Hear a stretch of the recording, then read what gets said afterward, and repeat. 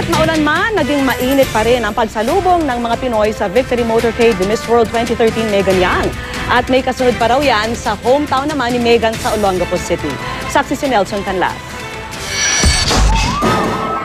Suot ang pulang modern terno at ang Miss World crown fit for a queen ang naging pagsalubong kay Miss World 2013 Megan Yang.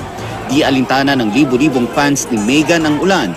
Masilayan lang siya't mabati sa victory parade nitong hapon sa Makati City. National pride. Bihira lang mangyari ito. I waited for 47 years for a Filipino to win. Miss World. Wala, gusto lang namin makita because she brought honors for the country. Mula sa Buendia, binagtas ng motorcade ang Ayala Avenue. Ang mga empleyado ng ilang dinaanan ng float ni Megan, nagpaulan ng confetti.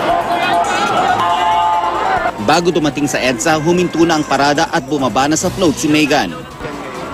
Kasi yung, I think yung hindi pwedeng pumunta yung float dahil sa ulan. Baka bumigay ang roof, ang bubong namin. Bahagya pang nagkaroon ng komosyon. At dito nagkaroon ng media ng kaunting panahon para hinga ng mensahe ang bagong Pinoy Pride.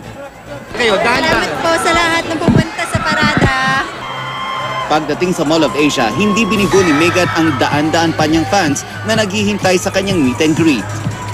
Bukod sa parada, pupunta si Megan bukas sa Olongapo City para mamahagi ng tulong sa mga kababayan niyang nasalanta ng baha doon. At sa linggo naman, pupunta siya ng PGH para i-adapt ang isang wing ng ospital. Sa Olongapo City kung saan isang motorcade din ang inihahanda para sa kanya, excited na raw ang mga kaanak ni Megan sa kanyang pagbabalik. Mabait din siya, hindi siya suplada. At maano din sa mga kamag-anak niya malaki. Sa sobrang busy raw ng bagong Miss World, wala pang araw oras si Megan para harapin ang kanyang mga mahal sa buhay habang nandito siya sa Pilipinas.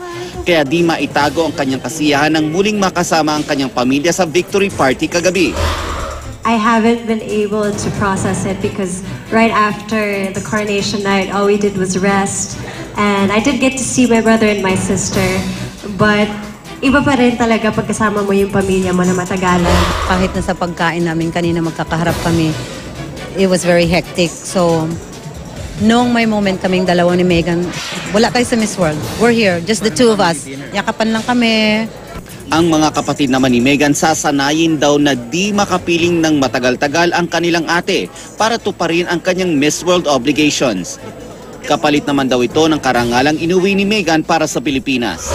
Dumaan siya sa table, tapos medyo naiyak ako kasi andyan na yung tote, parang usong taon ko siya hindi makikita.